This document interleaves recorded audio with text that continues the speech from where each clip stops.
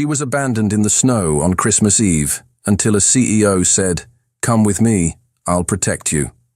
Hello, dear listeners. Before we begin this beautiful story of love and hope, tell me, where are you listening from today? Leave it in the comments.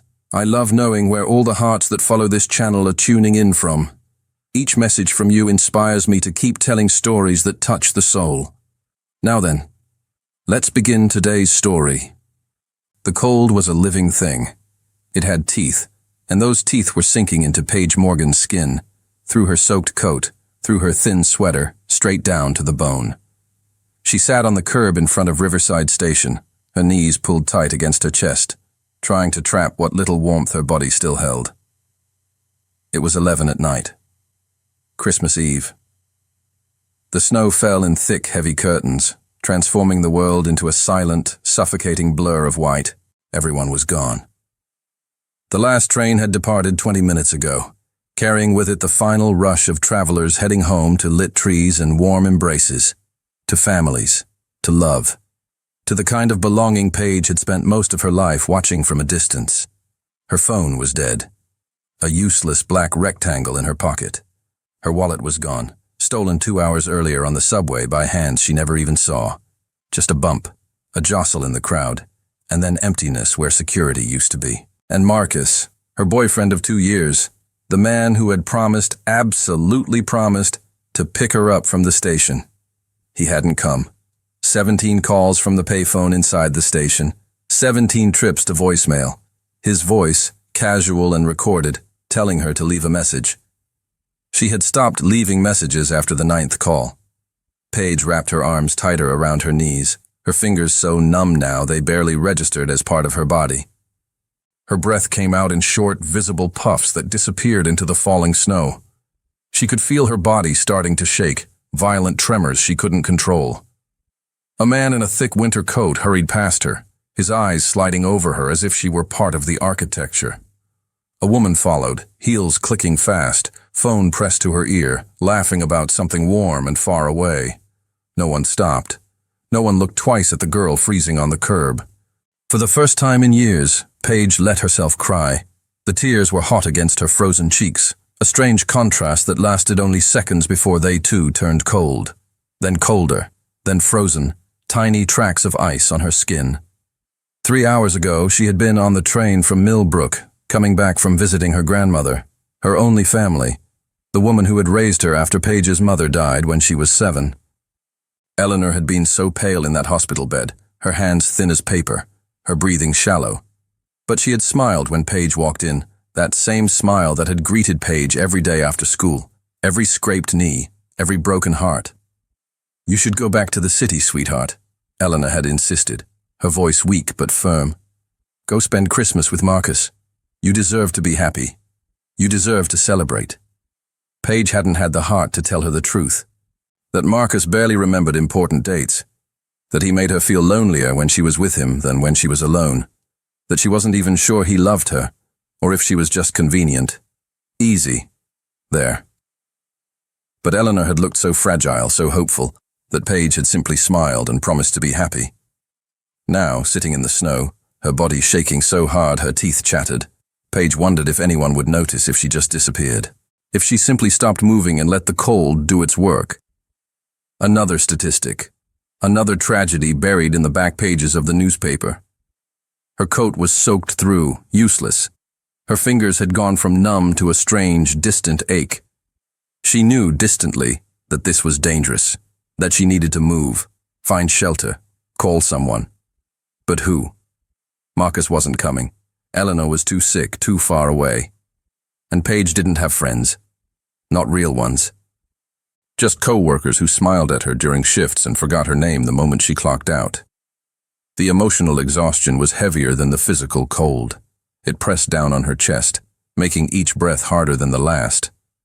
She was so tired, so deeply, endlessly tired. Maybe she could just rest here, just for a moment, just until the shaking stopped. Her eyes started to drift closed, and then she heard it, the low, steady purr of an engine. Paige forced her eyes open, her vision blurred from cold and tears. A car was pulling up to the curb. Not just any car, A sleek black sedan, the kind she only saw in movies, the kind that cost more than she would make in 5 years. The engine cut off. For a moment, nothing happened. Then the driver's door opened. A man stepped out. Tall, broad-shouldered, wearing a dark suit under a wool coat that probably cost more than her entire wardrobe. Snow was already gathering in his dark hair, dusting his shoulders. He stood there for a moment, looking around the empty station, his expression unreadable. Then his eyes found her. They were gray, storm cloud gray, the kind of gray that saw everything. For 3 heartbeats, they simply stared at each other across the falling snow. Paige watched as his eyes narrowed, taking in the scene. The girl on the curb, the soaked coat, the empty station. The snow accumulating around her like a burial shroud. His jaw tightened. He moved toward her, his footsteps crunching in the fresh snow, and she could see the exact moment genuine alarm crossed his features. "Are you all right?" His voice was deep, rough with concern that sounded real. Paige tried to answer. Her mouth opened, but her teeth were chattering so violently that the words came out broken, shattered. "I'm waiting for someone." It was a pathetic lie. They both knew it. The man's eyes flicked to the empty parking lot, to the snow that was now several inches deep and still falling. "How long have you been out here?" She didn't answer. Couldn't answer. He stepped closer, and she saw his expression shift from concern to something sharper. Fear. "Your hands are blue."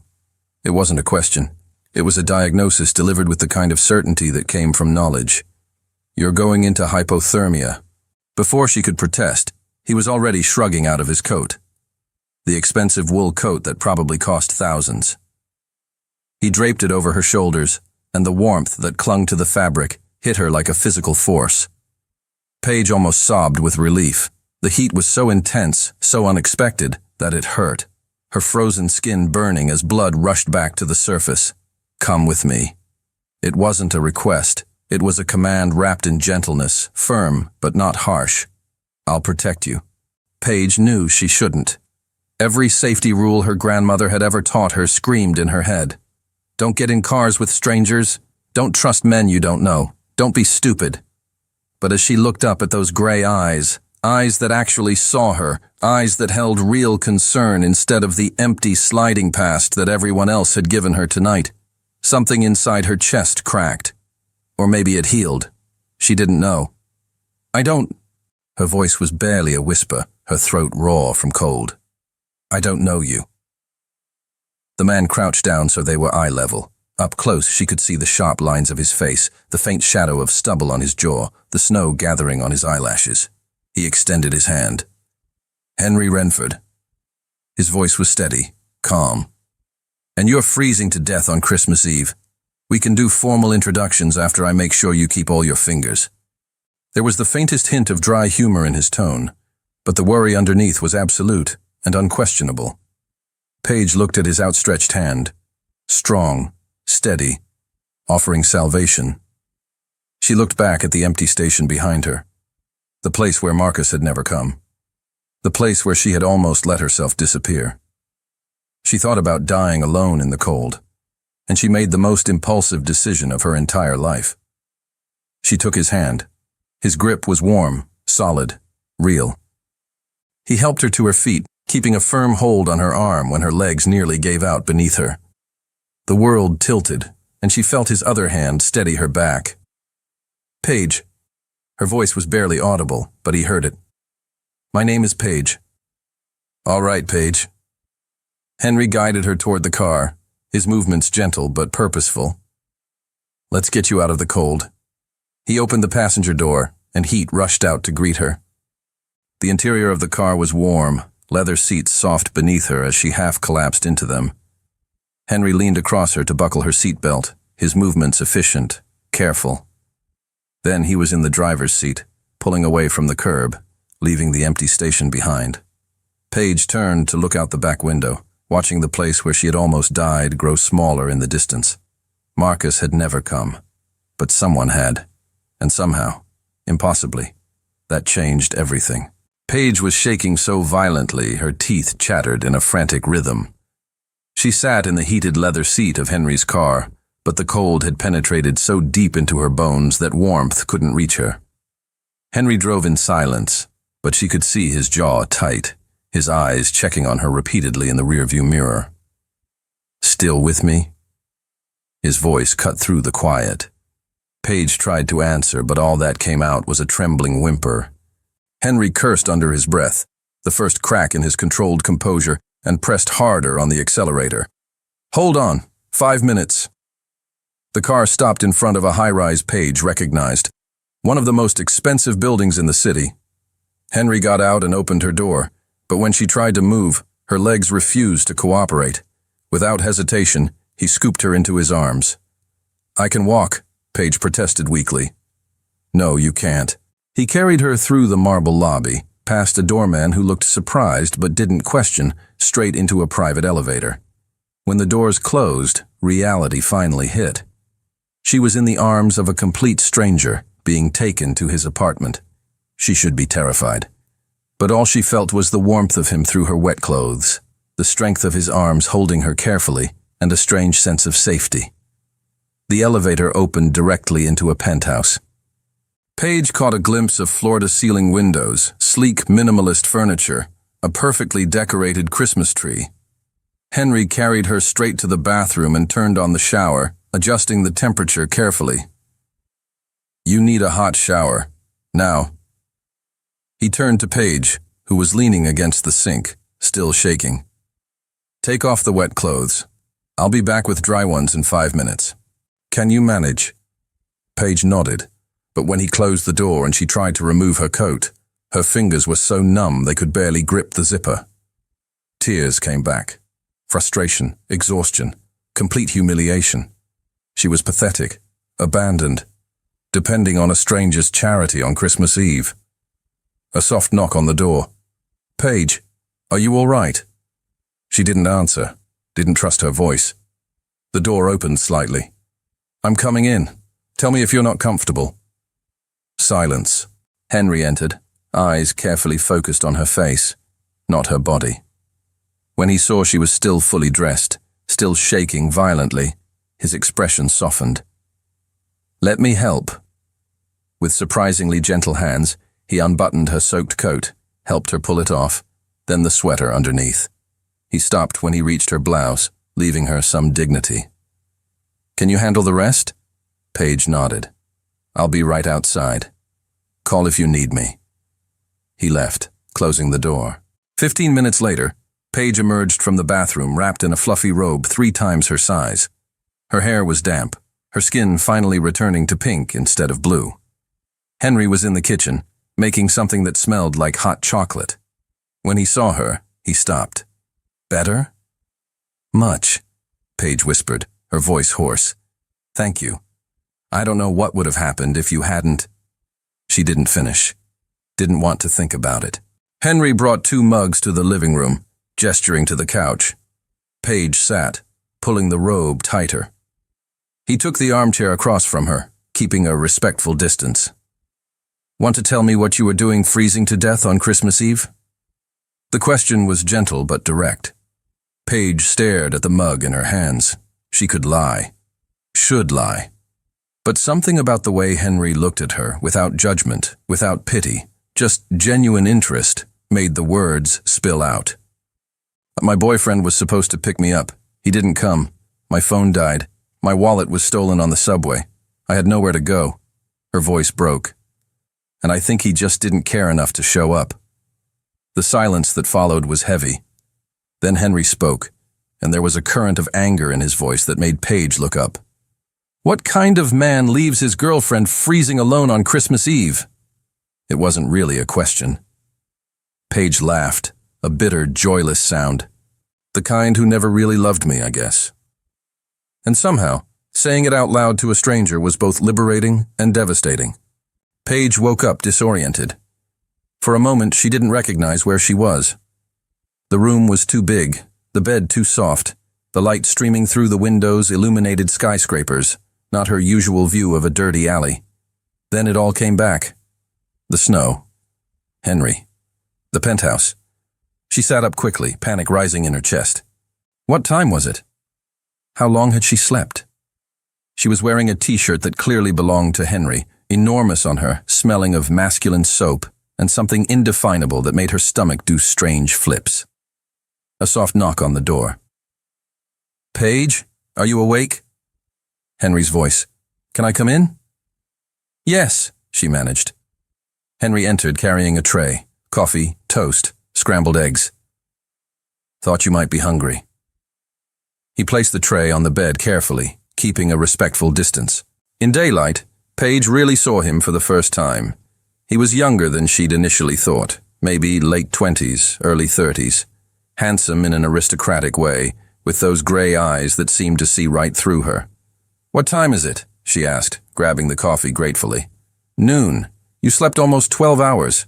Your body needed it. He sat in the chair near the window. How are you feeling?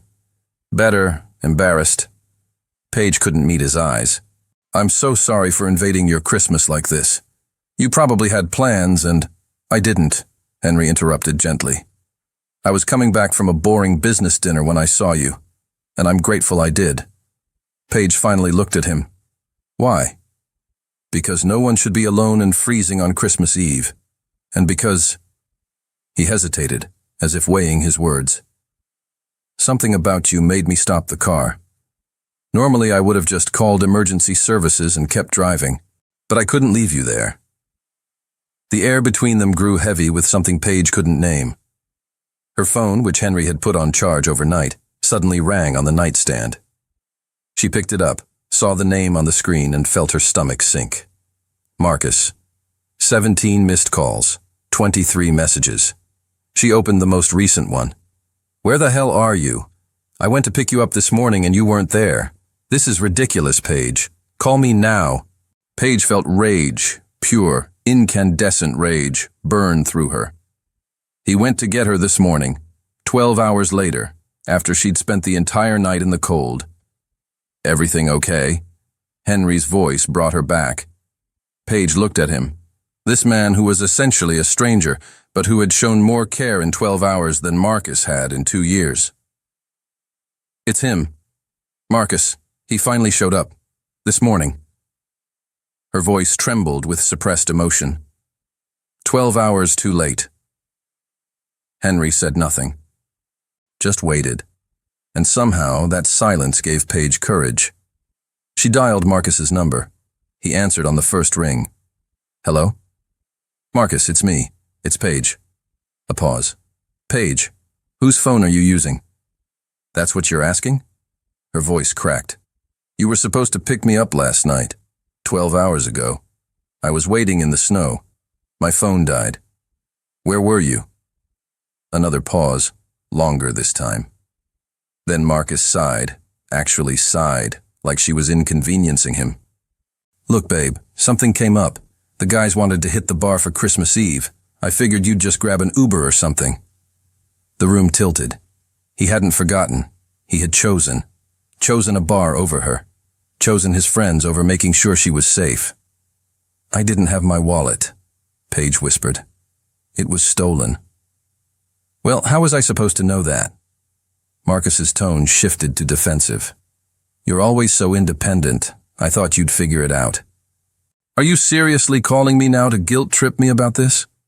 Paige looked at Henry. His expression was cold, controlled fury. We're done, Marcus. The words came out steady, final. Don't call me, don't text me, we're done. What? Paige, come on, don't be dramatic. She ended the call. Her hands were shaking. She had just ended a 2-year relationship in 30 seconds. She should feel regret, should feel fear, but all she felt was light, as if she'd released a weight she'd been carrying for years. Are you okay? Henry asked gently.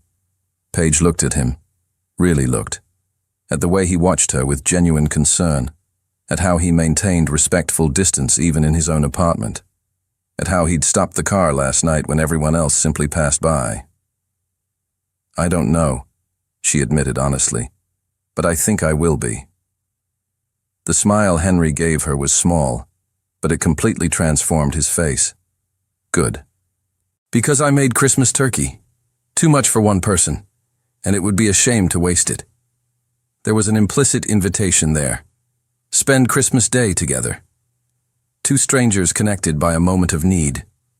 Paige knew she should leave, should go back to her small apartment, process everything that had happened. But when Henry stood and extended his hand, that gesture that was becoming familiar, she took it.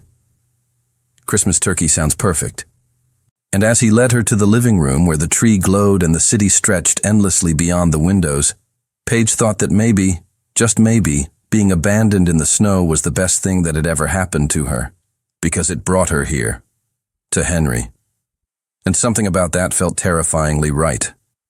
You cook? Paige couldn't hide her surprise as she watched Henry move through the kitchen with practiced efficiency. He was wearing jeans and a casual sweater, the first time she'd seen him without a suit, and there was something disarmingly normal about the scene. Henry laughed. You thought I ordered everything? You live in a penthouse in the most expensive building in the city, Paige pointed out, gesturing at the space around them. People like you usually have personal chefs. Usually I do, he admitted, seasoning something on the stove. But I gave the staff the holidays off, and I like cooking. It's calming. There was a story there, Paige felt. But before she could ask, the oven timer went off. Dinner was surreal. They ate at the elegant dining table, snow still falling softly outside, the entire city wrapped in festive silence. Henry was an excellent cook. The turkey was perfect, the sides delicious. But what really surprised Paige was the conversation. They talked about everything and nothing. Henry told her about growing up an only child to absent parents, building a business empire in his 20s as a way to prove his worth. Renford Industries, he said when Paige asked. Medical technology.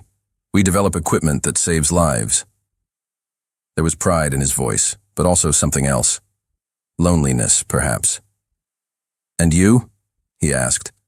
What do you do when you're not being abandoned in the snow?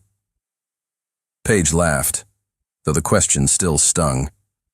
I work at a bookstore.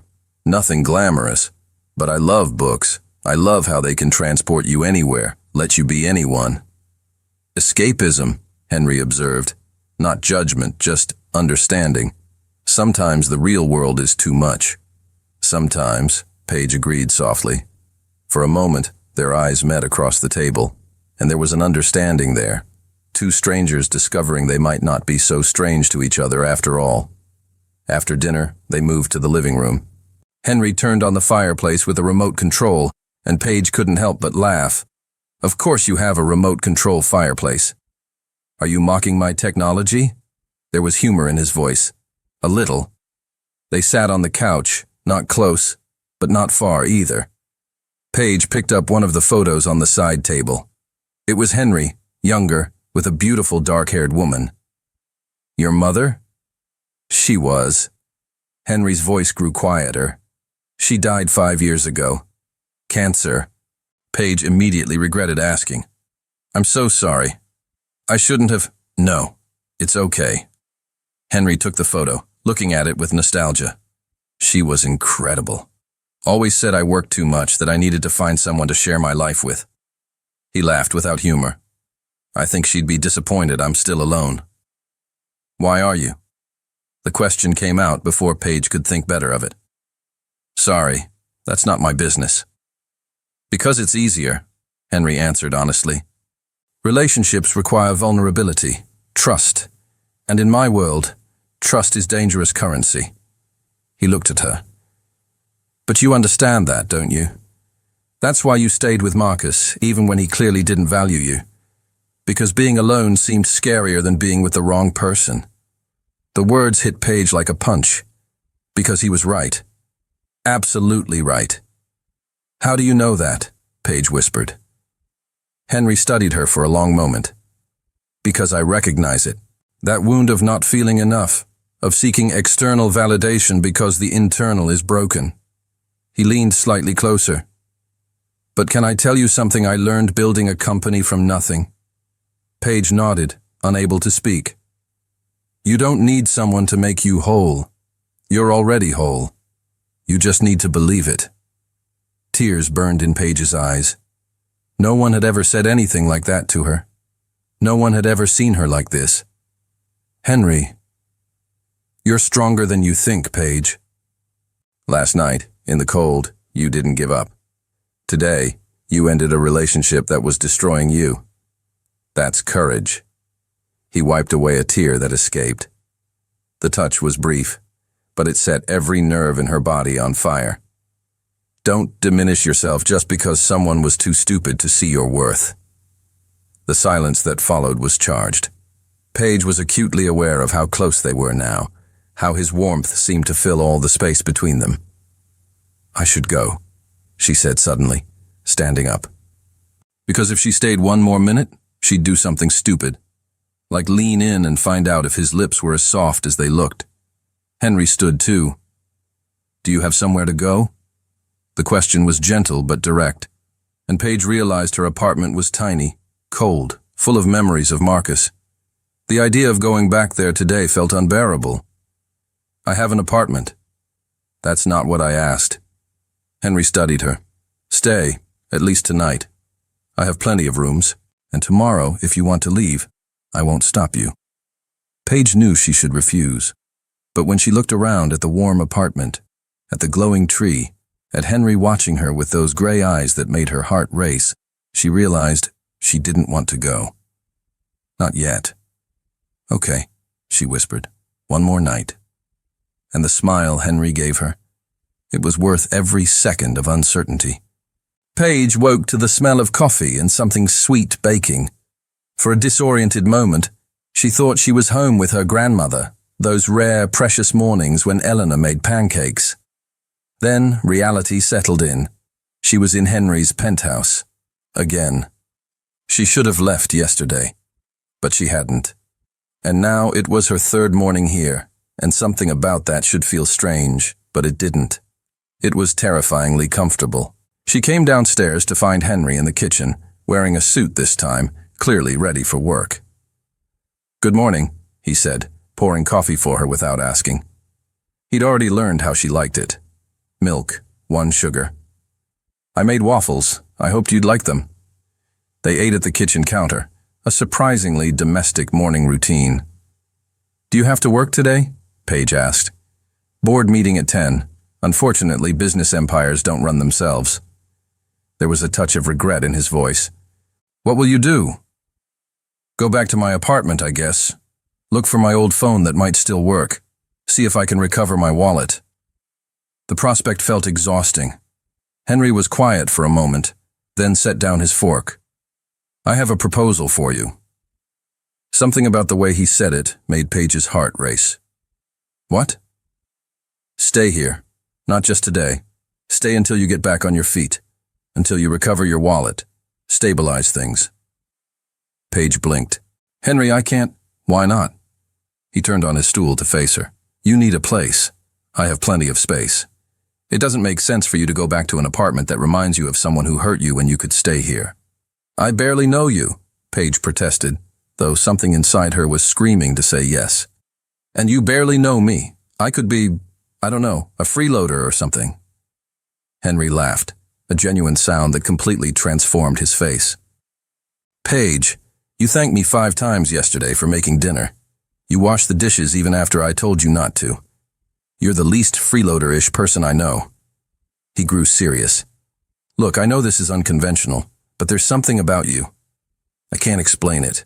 But since I found you at that station, my apartment doesn't feel so empty. And maybe we both benefit from not being alone this Christmas. Paige's heart was beating so hard she was certain he could hear it. What if people talk? What if they think that we care what strangers think? Henry interrupted gently. Paige, I built a billion-dollar company. Trust me, people always talk. I learned not to listen. He waited, giving her space to process. No pressure. If you want to leave, I'll call a car and make sure you get home safely. But if you want to stay, the offer's open, for as long as you need. Paige looked around, at the apartment that had become a refuge, at the city sparkling outside, at Henry watching her with careful hope. She thought about her cold apartment full of bad memories, thought about spending the next few days alone, picking up the pieces, and then she thought about staying here, where for the first time in years she felt seen. "Okay," she said, before she could convince herself otherwise. "I'll stay, but temporarily, and I'll pay rent as soon as—" Henry shook his head. "No rent. You can keep me company at dinner. That's payment enough." He extended his hand, that gesture that was becoming their ritual. "So we have a deal?" Paige took his hand. The touch sent electricity up her arm. "We have a deal." Henry smiled, and there was something in his eyes that made Paige's stomach flip. "Good, because I need to confess something." "What?" Paige was suddenly nervous. "I kind of already put your clothes in the wash yesterday when you were sleeping, and I bought some basics I thought you might need. Toothbrush, shampoo, those things." He looked almost embarrassed. "I hope you don't mind." Paige couldn't help but laugh. "You were that sure I'd stay?" "No, I was hopeful." The raw honesty of those words stole her breath. They stood there, hands still clasped, eyes locked, and something passed between them. A promise, a beginning, a fundamental shift. Then Henry's phone rang, breaking the moment. He cursed under his breath, checking the screen. "My assistant, I need to go." But before leaving, he leaned in and kissed the top of her head, a gesture so natural yet so intimate, it made Paige's heart stop. "See you at dinner?" "See you at dinner," she confirmed, her voice barely above a whisper. And when he left, Paige stood alone in the enormous apartment, realizing that in 3 days, her life had completely turned upside down. She'd gone from abandoned in the snow to living with a billionaire. And the scariest part? It felt absolutely right. The intercom buzzed at 3 in the afternoon, while Paige was curled up on the couch reading one of the many books from Henry's library. She hesitated. It wasn't her place to answer. But when it buzzed again insistently, she stood and pressed the button. "Yes?" "Where is Henry Renford?" The voice was female, sharp, commanding. "This is his apartment." Paige froze. "He's at work. Can I help you?" "You can let me up. Now." Something in the voice made Paige obey instinctively. She pressed the button to release the elevator, then ran to check herself in the mirror. Messy hair, wearing leggings, and one of Henry's t-shirts she'd borrowed. Great. Just great. The elevator opened and a woman stepped out. Tall, slim, designer dress, impeccable blonde hair, beautiful in an intimidating way. Her eyes swept over Paige from head to toe, and the disapproval was palpable. "Who are you?" the woman asked, without preamble. "And what are you doing in Henry's apartment wearing his clothes?" Paige felt her face heat. "I'm a friend. My name is Paige." "A friend?" The woman laughed, a humorless sound. "Henry doesn't have friends. He has business associates and women who stay one night." She removed her coat, tossing it on the couch as if she owned the place. "So which are you?" "I'm sorry, but who are you?" Paige found the courage to ask. The woman raised an eyebrow. "Victoria Ashford, Henry's fiancée." Paige's world stopped. "Excuse me?" "Well, ex-fiancée," Victoria corrected with a casual wave of her hand. "We broke up 6 months ago, but Henry and I have history. And after thinking about it over the holidays, I realized I made a mistake. I came to get him back." She studied Paige with sharp eyes. "And you, whoever you are in my way." Paige's phone was in her hands before she realized it, dialing Henry. He answered on the 3rd ring. "Paige, is everything okay?" "Henry, there's a woman here, Victoria. She says she's your ex-fiancée." The silence on the line was deafening. Then, quietly, "Damn, I'm coming home now. Don't let her intimidate you, I'll explain everything."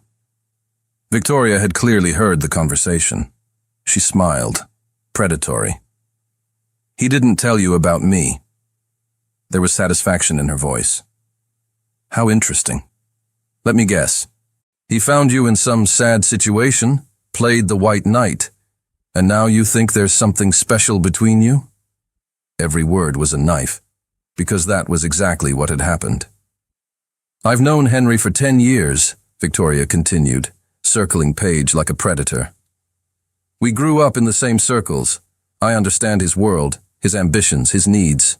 You? She laughed. You're a Christmas charity project. Once the novelty wears off, he'll realize we're meant for each other. Paige felt nausea rising, because Victoria was just voicing her own fears, that this was too good to be true, that Henry would realize she didn't belong in this world. Leave. Paige's voice was firmer than she felt. Henry told you to go. Did he say that? Victoria challenged. Or are you assuming? Before Paige could answer, the elevator opened. Henry practically ran out, tie loose, face flushed as if he'd been running. His eyes went immediately to Paige, checking if she was okay, before turning to Victoria. What are you doing here? His voice was cold as ice. I came to see you, obviously, Victoria said, her voice softening to something almost seductive. Henry, darling, we need to talk. About us. About the mistakes I made. There is no us, Henry said firmly. There hasn't been for 6 months. You broke up with me by text, remember? Because you decided I was emotionally unavailable. And I was wrong. Victoria moved closer, completely ignoring Paige. I shouldn't have given up so easily. We were good together, Henry. You know that. She placed her hand on his chest. Come back to me. Henry removed her hand gently but firmly. No. One word. Definitive. But Victoria didn't give up. Is it because of her? She pointed at Paige. That lost girl you took in like an abandoned puppy. Henry, be serious. She doesn't belong in your world. In a week, you'll get tired of playing savior. Paige felt every word like a punch, because there was truth there. She didn't belong in this world of penthouses and designer clothes and women like Victoria, who were raised for this. Leave. Henry's voice was low, dangerous. Now, before I call security. Henry. Now. The shout echoed through the apartment. Victoria stepped back, surprised. She'd never seen him like this. Uncontrolled. Emotional. She grabbed her coat, walking to the elevator with wounded dignity. But before entering, she looked back. She'll disappoint you, Henry. And when she does, I'll be here. The doors closed. Silence. Henry turned to Paige, who was trembling, not from cold, but from adrenaline and fear and doubt. Paige, I'm so sorry. I didn't know she would come. We broke up months ago and... Is she right? Paige interrupted, her voice breaking. Am I just a charity project? Will you get tired of me and realize she was better? Henry closed the distance between them in 3 steps, holding her face between his hands. Listen to me very carefully. Victoria was convenient. Our families knew each other. She understood the business world. But it was never real. It never felt... He searched for the words. It never felt like you feel. And then he kissed her. The kiss wasn't gentle. It was desperate, urgent, loaded with 3 days of unresolved tension. Henry's lips moved against hers hungrily, like he was dying of thirst and she was water. Paige gasped, and he took advantage, deepening the kiss. One hand tangled in her hair, the other firm on her back, pulling her closer. She should push him away, should demand explanations. But all she could do was melt against him, her arms rising to wrap around his neck, returning the kiss with equal fervor. Because for the first time in her life, Paige was being kissed like she was precious, like she was chosen. When they finally pulled apart, both were breathless. Henry rested his forehead against hers, eyes still closed. I'm sorry. I shouldn't have... Don't apologize. Paige's voice came out hoarse. Please don't apologize. They stayed like that for a long moment, breaths mixing, heart against heart. Then Henry pulled back slightly, enough to look into her eyes. I need to tell you about Victoria. He guided her to the couch, but kept her hand in his, as if afraid she might disappear if he let go. We've known each other for years. Our families always expected we'd end up together. When we started dating 2 years ago, it was easy, convenient. She understood the expectations, the public appearances, the business dinners. He laughed without humor. But it was never love. It was a partnership. And deep down, we both knew it. What happened? Paige asked gently. I was working too much. Like always. Had a major deal closing and I was at the office until midnight every night for weeks. One night I came home and she'd packed her bags. Said she couldn't compete with my company, that I was incapable of real emotional connection. He looked at their joined hands.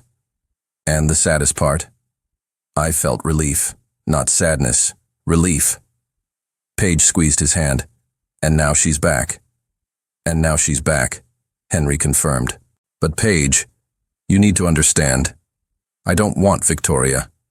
I didn't even before I met you. He turned his body to face her completely. And then I saw you. At that station, freezing, alone. But there was still something intact in you. Something beautiful the world hadn't completely broken. And I knew. Knew what? Paige whispered. That I was in trouble. Henry laughed, half nervous, half amazed. Because in 3 days you did what Victoria couldn't in 2 years. You made this apartment feel like home. You made me want to leave the office early just to have dinner with you. You reminded me there's more to life than business deals and board meetings. Paige felt tears burning. Henry, I'm not saying I'm in love with you, he continued quickly. That would be ridiculous. It's been 3 days. But I am saying there's something here, something real. And I want to see where it can lead, if you want. Paige's heart was beating so hard she could barely think. Every rational part of her was screaming to go slow, to protect herself, to remember that 3 days wasn't enough to know someone. But then she thought about Marcus, who she'd known for 2 years and never really saw her. And she looked at Henry, who in 3 days knew her better than Marcus ever did. I'm scared, she admitted honestly. Scared this is too good to be true. Scared I'll wake up and find it was just temporary Christmas fantasy. Henry held her face gently. Then let's find out together. Slowly. No pressure. But Paige... He brushed his thumb across her lower lip. I kissed you because I couldn't not kiss you anymore. And if you let me, I'll kiss you again. And again. Until you have no doubt this is real.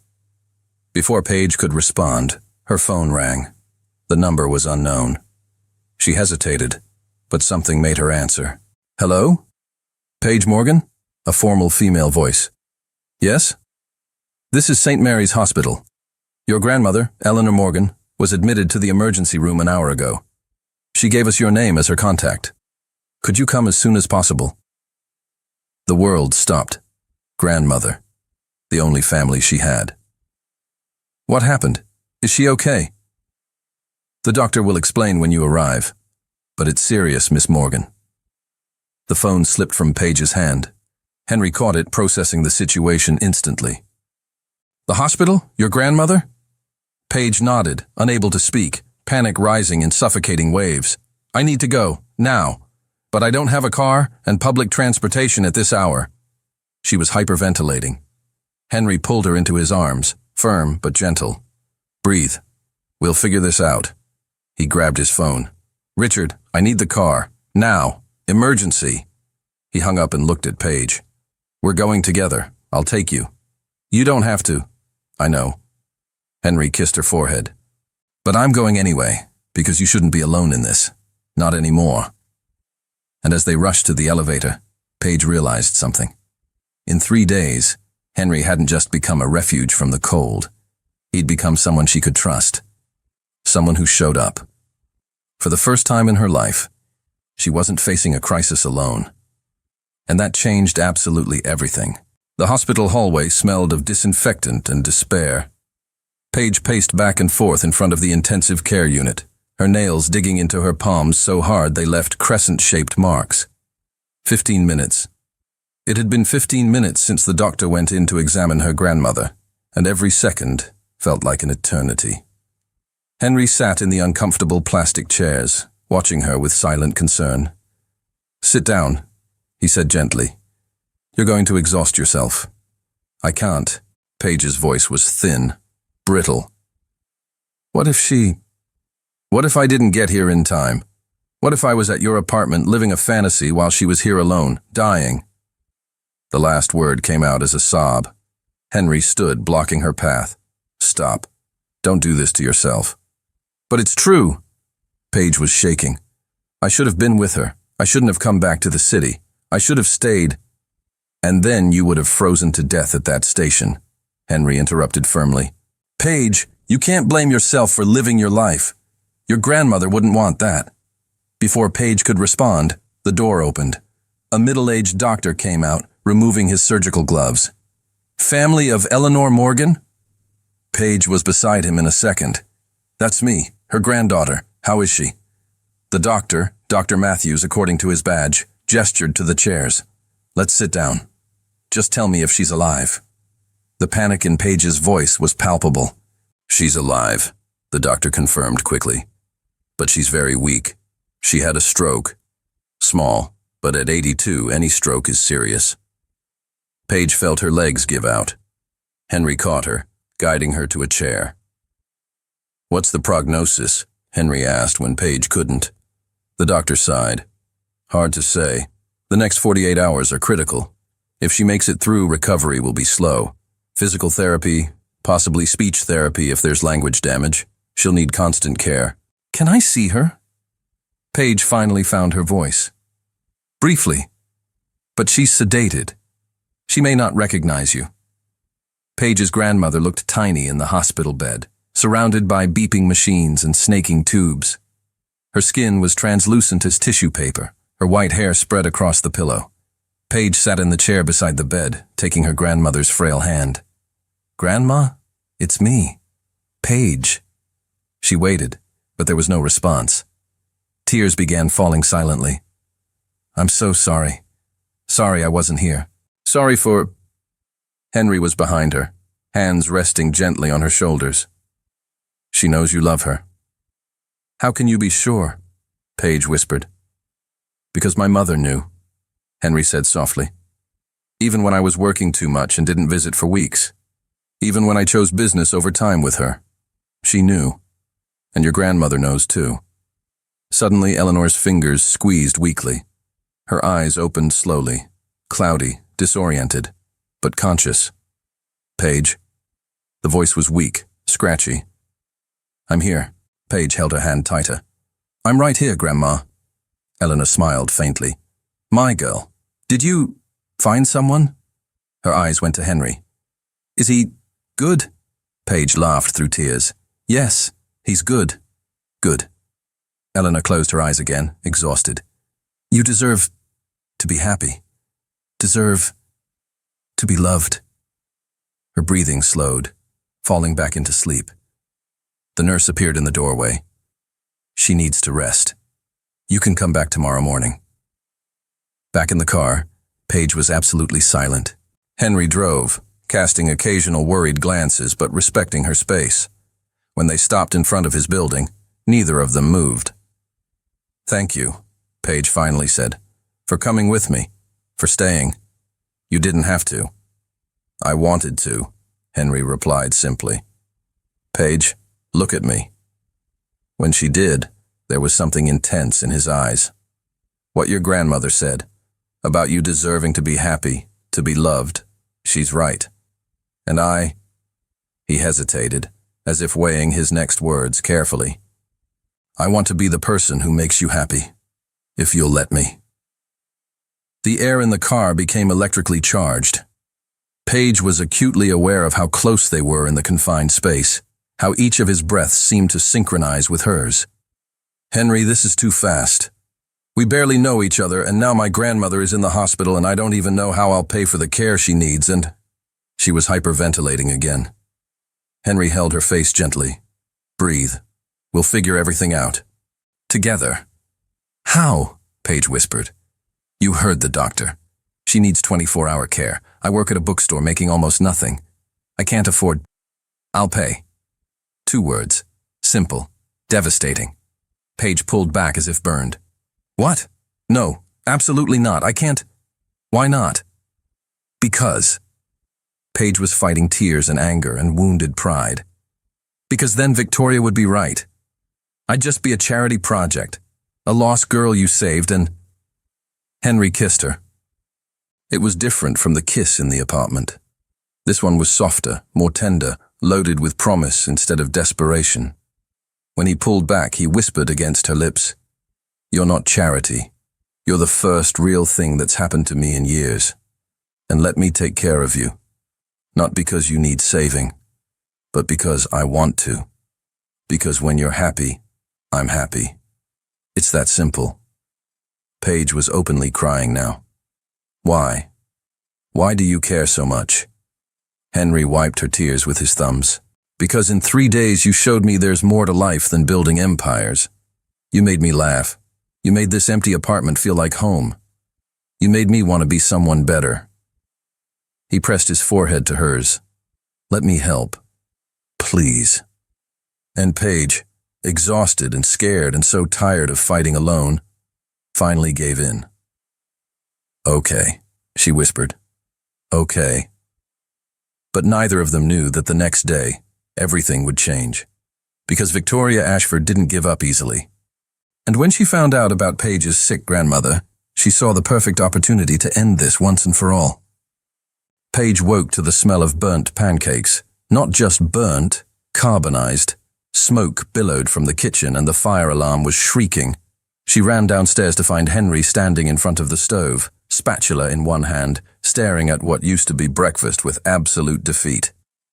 There was flour in his hair, something that might have been egg dripping down the counter, and the pancakes looked like charred hockey pucks. Don't laugh, he said without looking at her, though there was a touch of self-deprecating humor in his voice. I'm trying not to, Paige managed, biting her lip. But Henry, what happened here? Henry finally turned, and there was something vulnerable in his eyes that made her heart squeeze. I wanted to make pancakes for you. My grandmother used to make them when I was a kid. I thought it would be special. After opening all the windows and shutting off the alarm, they sat on the kitchen floor laughing. The kind of laughter that releases tension and creates intimacy. Tell me about your grandmother, Paige asked gently, wiping flour from his hair. Henry was quiet for a moment, eyes distant with memory. She's the one who raised me, actually.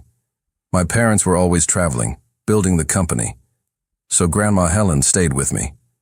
She wasn't the warm, fuzzy type, you know. She was practical, efficient, even stern. He smiled with nostalgia. But Saturday mornings, without fail, she made pancakes. It was her way of saying, I love you, without the words. And I knew. I always knew. What happened to her? Paige asked softly. She died when I was 15. Sudden stroke. And the last thing she did that morning before she went, was make pancakes. His voice broke slightly. I never learned the recipe. Never asked. I thought I'd have time. And now... He gestured at the kitchen disaster. Now I can't even make basic pancakes without burning down the kitchen. Paige felt tears burning, because she understood. Understood the pain of losing someone who raised you, of memories trapped in simple rituals, of trying to recreate love through food. Did she have a notebook? Paige asked suddenly. Your grandmother. A recipe notebook? Henry blinked, surprised by the question. She did. An old blue notebook with flour stains on the pages. She wrote everything in there. Why? Where is it? Somewhere in storage with her things. I never had the courage to go through it all. He looked at Paige, confused where she was going with this. Paige stood, pulling him up with her. Then let's find it. Today. Now. Let's find your grandmother's pancakes. Paige, it's Saturday. You don't need to. I want to, she interrupted firmly. Henry, you gave me a home when I had none. You gave me safety when I was in danger. You chose me when no one else did. She held his face between her hands. Let me give you this. Let me help you find a piece of her back. Henry's eyes glistened with unshed tears. He kissed her forehead, that gesture that had become sacred between them. How do you always know exactly what I need? 2 hours later, they stood in a cold storage unit across town, surrounded by boxes labeled in careful handwriting. Grandma Helen's kitchen items, one read. Henry opened it with trembling hands. Inside were old dishes, utensils worn by use, and there at the bottom, a blue notebook stained with decades of love expressed through food. He picked it up reverently, opening it slowly. His grandmother's handwriting filled the pages, recipes written in faded ink, notes in the margins like "Henry loves this" and "add extra chocolate for bad days." When he reached the pancake recipe, Henry stopped completely. There was a note there, in the shaky handwriting of someone already old. "For my Henry. If you're reading this, then I'm already gone. But love never leaves, darling. It's in every pancake, in every meal I made with you in mind. And one day, when you find someone to love, make these pancakes for her. Pass the love forward, your Grandma Helen." Henry was openly crying now. Paige pulled him into her arms, and they stood there in the cold storage unit, holding decades of love contained in yellowed pages. "Let's go home," Paige finally whispered, "and let's make these pancakes together, the right way this time." Henry nodded against her shoulder, unable to speak. But as they left, the notebook pressed against his chest. Something fundamental had changed. Because Paige hadn't just helped him find a recipe. She'd helped him find a piece of himself he thought was lost forever. And in that moment, Henry knew with absolute certainty he was going to marry this woman. The apartment was silent when they returned from storage.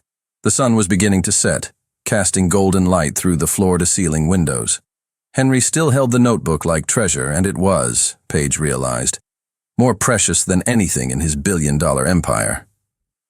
"Ready?" she asked gently, gesturing to the kitchen. Henry looked at her, and there was something in his eyes she'd never seen before. Complete vulnerability. Absolute trust. "With you? I'm ready for anything." They entered the kitchen side by side, and Paige placed the notebook open to the recipe while Henry began gathering ingredients. But his hands were shaking.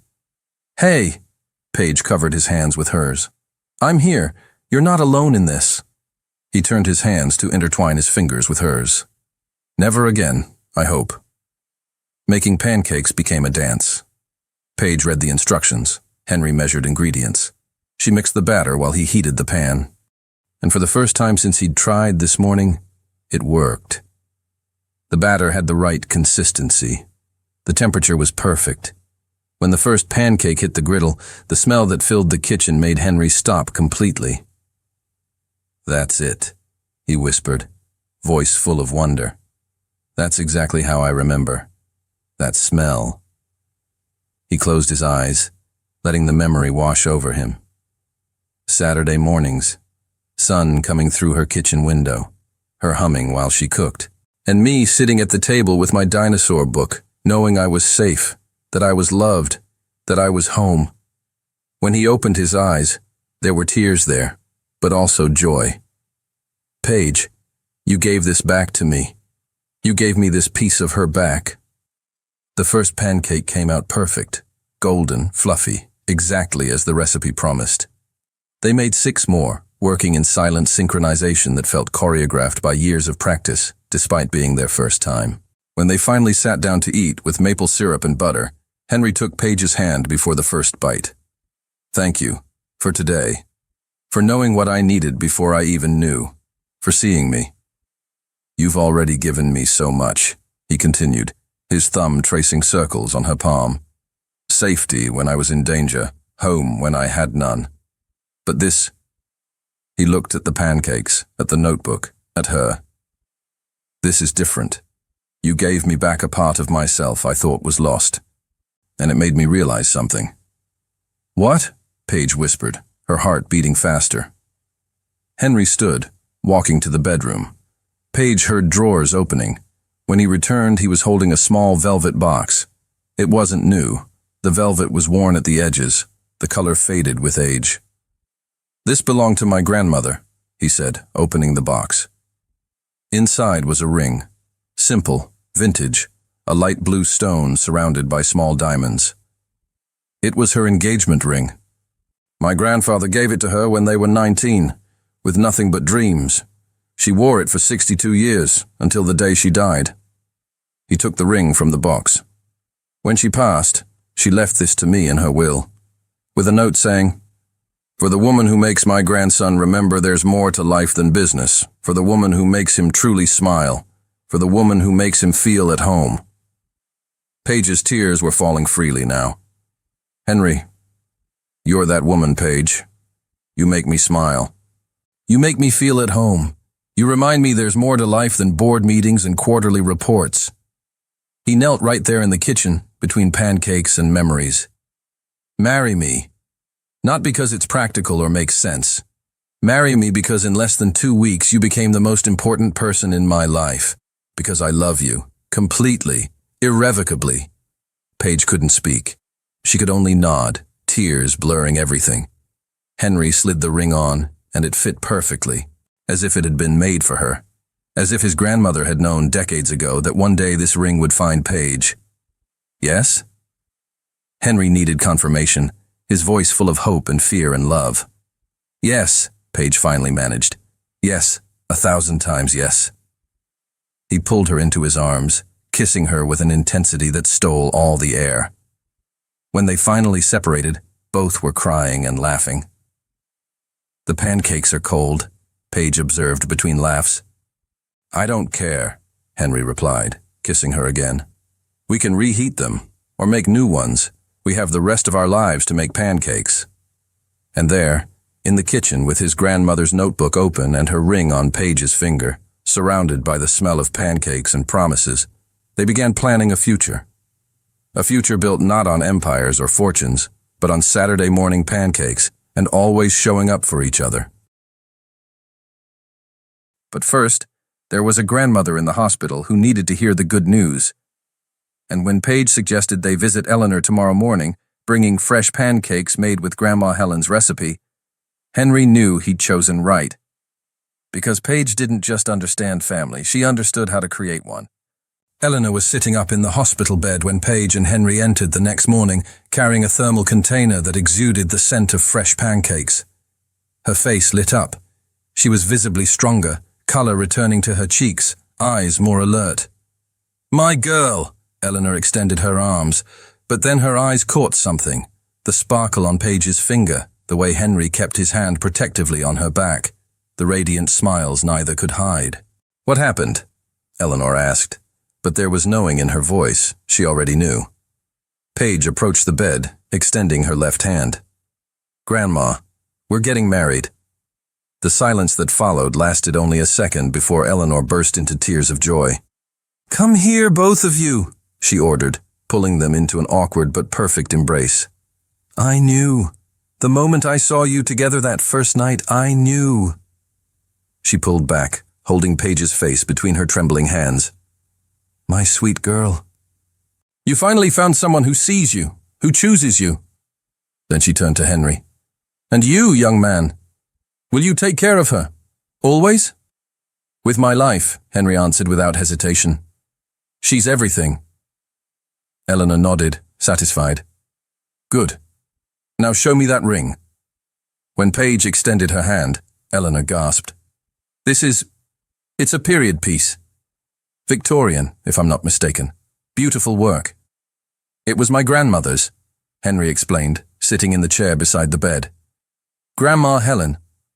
She passed when I was 15, but she left this for me, for the right woman. Smart woman, Eleanor said approvingly. She knew you needed someone special, someone who could soften those harsh businessman edges. She poked Henry gently. You were so serious when we first met, all business. But now, she smiled. Now you look young, happy, alive. Henry exchanged glances with Paige. She does that, makes me remember there's more to life. Good. Eleanor leaned back on the pillows. Now, about this wedding, when, where? And more importantly, can I get out of this hospital in time to be there? Actually, Paige said, looking at Henry for confirmation. We wanted to ask, would you give us your blessing, officially? Eleanor blinked, confused. Darling, I just did. No. Henry intervened gently. We want your blessing to marry soon. Very soon. We don't want to wait months or years. When you're well enough to leave, in weeks, maybe a month, we want to have a small ceremony. just close family. And we couldn't do it without you there. Eleanor's eyes filled with tears again. You'd wait for me? You'd postpone to make sure I can be there? You're the only family I have, Paige said simply. It wouldn't be a wedding without you. And I learned something recently, Henry added. I learned that family isn't just about blood. It's about who shows up, who stays, who loves unconditionally. And you, Eleanor, did that for Paige her whole life. So yes, we'll wait. But hopefully not too long. Eleanor wiped her eyes with her trembling hand. The doctor said I can be discharged in 2 weeks if I keep improving at this rate. Physical therapy for a few more weeks after, so maybe a month. Perfect, Paige replied.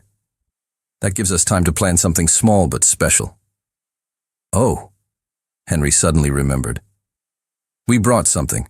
He opened the thermal container, revealing pancakes still warm. Made with my grandmother's recipe. Paige helped me find it yesterday. We thought you might like a real breakfast instead of hospital food. Eleanor took a pancake, biting slowly, her eyes closed. Oh, this is delicious. Your grandmother knew how to cook. She did, Henry agreed. And she had good taste in women too, apparently. Left the perfect ring for the perfect person. They spent the entire morning there, eating pancakes, sharing stories, laughing. Eleanor told about Paige as a child, always with her nose in books, always dreaming of love stories that seemed impossible. Henry told about his grandma Helen, about Saturday pancakes and being raised with practical but deep love. And at some point, watching the two most important people in her life connecting, sharing, building bridges between past and future, Paige realized something. She hadn't lost family when she almost lost Eleanor. She'd gained more. She'd gained Henry.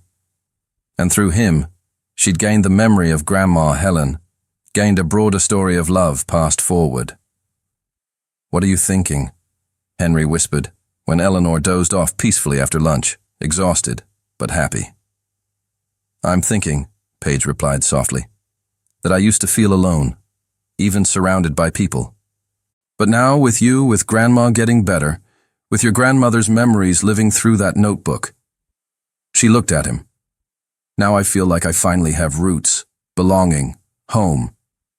Henry kissed the side of her head. You're my home, Paige, you and Eleanor. And in a month, we'll make it official. A month, Paige repeated, testing the words. It felt simultaneously too far away and too close. Scared? Henry asked. Terrified, Paige admitted. But the good kind of terrified. The kind that means something important is happening. Something important is happening, Henry confirmed. We're building a family. The kind we choose, that we create, that we nurture. And it's going to be perfect. He's right, Paige thought as she watched Eleanor sleeping peacefully. It's going to be perfect. Because for the first time in her life, she wasn't just being chosen. She was choosing too. And that difference changed everything. Christmas Eve again. Exactly 1 year since that night at the train station. But today was completely different. Paige stood in front of the mirror in Eleanor's bedroom. Her grandmother was home now, recovered, walking with only a light cane. Paige wore a simple but beautiful dress. Creamy white, classic cut, nothing extravagant. Eleanor stood behind her, adjusting the veil. Your mother would be so proud, Eleanor whispered, eyes shining with tears. My daughter, your mother, she always wanted you to find true love. And you found it, darling. You really found it. Paige turned, embracing her grandmother. Thank you for everything, for raising me, for loving me when I felt unlovable, for staying. Always, Eleanor promised. Then she smiled mischievously. Now, let's make that boy wait a little longer. Tradition. The ceremony was in a small chapel a few blocks from the apartment. There were only 12 people. Eleanor, 2 close friends from Henry's college days, Paige's best friend from the bookstore, and a few others who meant something real to both of them. No spectacle, no media, just love. When they arrived at the chapel, it was snowing lightly, exactly like 1 year ago. Paige stopped at the door, watching the flakes fall. Second thoughts? Eleanor asked gently. No, Paige replied immediately. It's snow. Like that night, when everything changed. Life has funny ways of coming full circle, Eleanor observed. Ready? More than ever. The chapel was warm, decorated simply with candles and winter greenery, and there at the front, waiting with the officiant, stood Henry. He wore a dark suit, but no tie, the way Paige liked. And when he saw her walking in, Eleanor at her side as her escort, his face transformed. Pure joy, undeniable love, absolute choice. The ceremony was short, no elaborate vows written weeks before. Instead, the officiant, an old friend of Eleanor's family, invited them to simply speak from the heart. Henry went first. He took Paige's hands, looking directly into her eyes. Paige, 1 year ago I was driving home on Christmas Eve, thinking about how empty my life was. Success, yes. Money, yes. But empty. And then I saw you, freezing in the snow, and something in me said, stop, this person matters. I didn't know then I was stopping to find my soulmate, my home, my reason. His voice broke slightly. You taught me that building empires means nothing if I don't have someone to share it with. You turned my apartment into a home. You gave me back memories I thought were lost. You showed me that loving isn't weakness. It's the bravest thing I can do. He squeezed her hands. So I promised to love you every day, to show up every day, to choose you every day. In Saturday morning pancakes and difficult nights, in successes and failures, in sickness and health, forever. Now it was Paige's turn. She was crying, happy tears she couldn't stop. Henry, I spent so much time feeling invisible, like I didn't matter, like I was just taking up space in someone else's world. And then you stopped the car. You saw me when no one else did. You chose me when I couldn't even choose myself. She took a deep breath. You gave me back to myself. You taught me I deserve to be loved. You showed me what it is to be truly seen. And you did all of this while letting me be exactly who I am. Imperfect, scared, ordinary. You were never ordinary, Henry interrupted softly. Paige smiled through tears. To you, maybe not. And that's why I promise to love you back, with everything I have. I promise to make pancakes when you're sad. I promise to remind you there's more to life than work. I promise to be your home, just as you are mine.